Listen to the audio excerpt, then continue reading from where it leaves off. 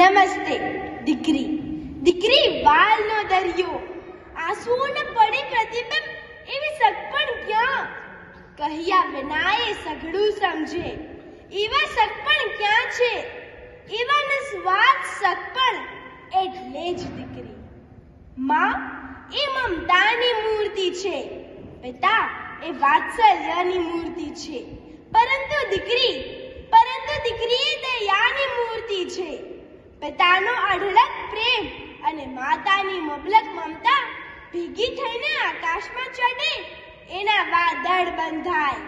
અને એ વાદળ જ્યારે અંતરાધાર વરસે એનું નામ દીકરી કોણ કહે છે દીકરી સાપનો ભારો દીકરી એ તો છે તુલસીનો ક્યારો દીકરી પિતાનું સ્વરૂપ છે જો દીકરો એ પિતાનો હાથ છે તો દીકરી એ પિતાનું હૈયું છે ભગવદ ગીતામાં જે મહત્વ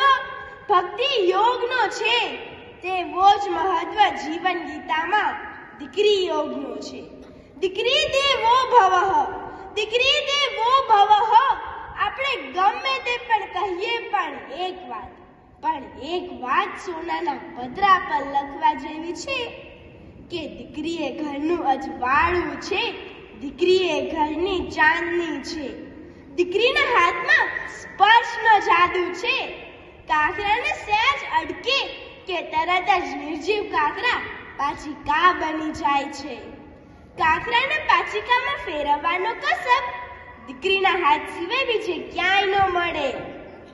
દીકરી એ ગોળનું ગાડું છે મનની મીઠાશ છે